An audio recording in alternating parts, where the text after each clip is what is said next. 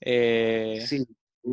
que es, bueno, el no, esto es tema muy, seguridad. sí, esto es muy, muy concreto, tiene que ver con algo,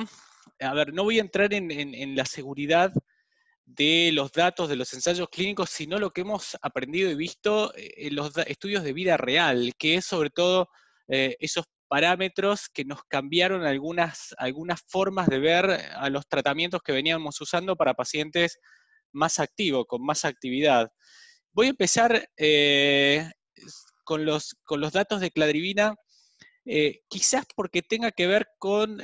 uno de los medicamentos que más datos nos proveyó en los últimos años. Cladribina, ustedes saben que tuvo su evaluación inicial, su ensayo clínico, después se interrumpió, pero más allá de la interrupción, siguieron los pacientes recibiendo el tratamiento, en algún lado se comercializó, en Rusia, en Australia se comercializó, se generó un registro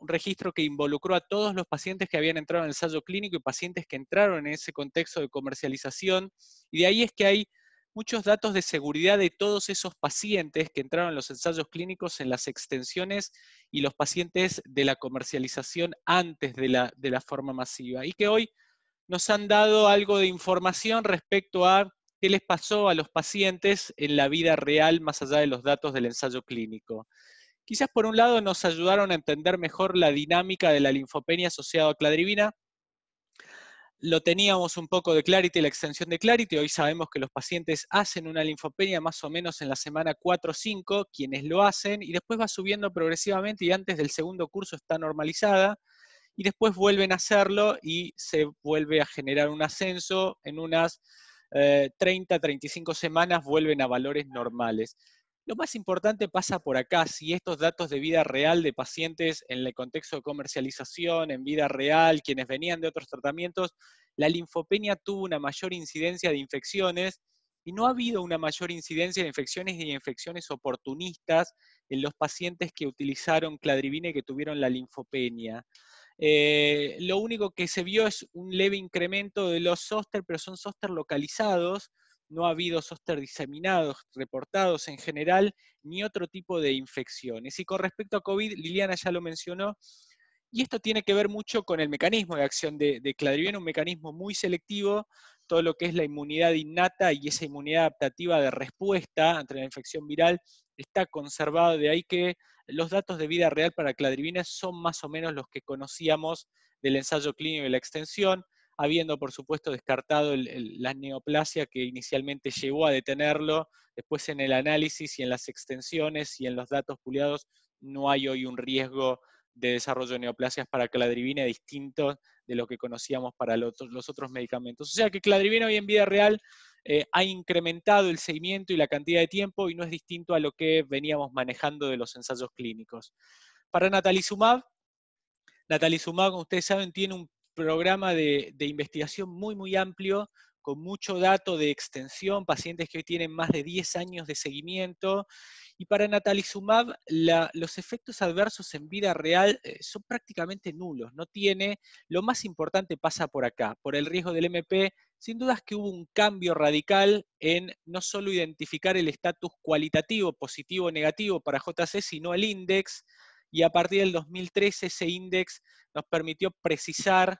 de una forma muy alta cuál es el riesgo en el paciente que no ha recibido inmunosupresión previa del paciente que sí la ha recibido. El paciente que no ha recibido inmunosupresión y tiene un índice por encima de 1.5 después de los 24 meses de tratamiento son los pacientes que incrementan el riesgo de desarrollar una LMP. Mientras que el paciente que tiene un índice de 1.5 por debajo, por más que lleve más de 24 meses de tratamiento, el riesgo es muy, muy bajo de desarrollar un LMP y la precisión es muy alta para discriminar entre esos dos grupos. El paciente que usó un inmunosupresor previo, ahí ya la posibilidad, la discriminación es menos precisa, por eso es que se confunde, pero en el paciente que no ha sido expuesto a inmunosupresión,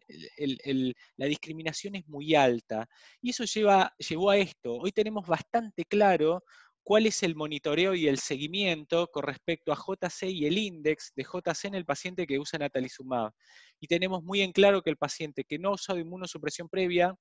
que tiene un índice, por más que sea JC positivo, un índice bajo, por más que tenga más de 24 meses, el riesgo de desarrollar una LMP es muy, muy bajo. De ahí es que muchos pacientes lo seguimos utilizando y no es en principio un riesgo. Y aquel paciente que tiene un índice alto, por encima de 1.5 y que lleva más de 2 años de tratamiento, es el paciente en el cual uno evalúa si seguir utilizándolo y en el caso de seguir utilizándolo, mirar más de cerca desde el lado del protocolo abreviado de resonancia para identificar rápidamente si desarrolla una LMP. Quizás hoy esta precisión y estos estudios de corte nos permiten tener muy individualizado el paciente que ha utilizado, que viene utilizando natalizumab y dónde está el riesgo, porque fuera de esto, natalizumab es un medicamento que no ha demostrado en esta amplia evaluación de extensiones otros aspectos relacionados con la seguridad. Hoy se está evaluando si extender la dosis podría reducir el riesgo. Entendemos que sí, los estudios observacionales han demostrado que el riesgo de desarrollar el MP extendiendo la dosis, aplicándolo cada 6 semanas en vez de cada 4 semanas, es significativamente menor. Se está corriendo un ensayo clínico para confirmar estos hallazgos y sobre todo mostrar la eficacia de natalizumab suministrado cada 6 semanas en vez de cada 4 semanas. Pero el punto más importante de seguridad de natalizumab pasa por ahí, por tener muy preciso cuál es el riesgo y en qué momento debiéramos considerar si vamos a sostener y si vamos a salir hacia qué. Para el emtuzumab, este era el perfil de seguridad post ensayos clínicos, CREMES 1, CREMES 2. Los datos de vida real quizás nos mostraron que lo más importante pasaba por las reacciones asociadas a la infusión durante la aplicación, el riesgo de infecciones en el primer y segundo mes. Esto era algo que empezamos a ver en estudios de vida real, pero relativamente bajo, y lo más importante pasaba por acá, por los fenómenos mediados inmunológicamente en el año 2 o 3, sobre todo la tiroiditis y el riesgo de PTI muy bajo, pero era lo que más conocíamos y lo que monitoreábamos. Se reportaron algunos fenómenos inmunomediados durante el seguimiento, unas hepatitis y quizás lo más importante pasó por acá, por síndromes coronarios agudos, disecciones carotídeas y algunos infartos que llevaron a una observación de alemtuzumab. La Agencia Europea lo puso en observación durante casi todo 2019 y después de la observación no se volvieron a reportar estos eventos. De ahí ESquema sacó esa observación, sin embargo estableció que alemtuzumab es un tratamiento para el paciente. Si lo vamos a usar el que empieza, el paciente naive, que tiene mucha actividad, un highly active, y en el cual quizás no podríamos utilizar otra estrategia de tratamiento. Y el paciente que viene fallando, el paciente que falla a tratamientos, al menos ha fallado a 1 o 2 tratamientos, pensar en alemtuzumab. Y contraindicarlo en el paciente que tiene una hipertensión no controlada, antecedentes de disección arterial, antecedentes de accidente cerebrovascular, antecedentes de infarto de miocardio, antecedentes de coagulopatía y que tenga otra enfermedad autoinmune más allá de la esclerosis múltiple. No hay mucha fortaleza en esta última contraindicación, lo otro un poco está en los antecedentes en estos episodios, pero después no lo hemos vuelto a ver. Nosotros en nuestra experiencia no lo hemos visto, sí hemos visto algunas PTI, las tiroiditis, pero estos episodios no los hemos visto. Y para ocrelizumab, quizás lo más importante de vida real hoy pasa por el principal evento reportado, tiene que ver con las reacciones asociadas a la infusión. 20-25% de los pacientes hacen reacciones moderadas durante la aplicación. De esos pacientes, la mejor respuesta pasa por el uso de la premedicación con solumedrol, los 100 miligramos, y antihistamínicos, por encima del uso solumedrol, antihistamínicos y paracetamol, y por encima del uso de cualquiera de esas estrategias de forma individual. Porque después ocrelizumab no ha demostrado un incremento en la incidencia de infecciones, no ha demostrado una asociación con fenómenos neoplásicos, no ha habido infecciones oportunistas en el paciente de novo con ocrelizumab. Hay algunos reportes del MP en el paciente que ha salido de natalizumab por índice alto y ha pasado a ocrelizumab, son los carryover de ocrelizumab, pero fuera de esto quizás es lo más importante, hoy pasa por las reacciones asociadas a la infusión y por supuesto el de extender e incrementar la cantidad de pacientes en vida real. Quizás el punto más importante de seguridad de estos tratamientos highly active hoy pasa por acá, por cladribina, de seguir acumulando más y más pacientes, entender que no hay un incremento en la incidencia de infecciones asociadas con la linfopenia como mecanismo de acción,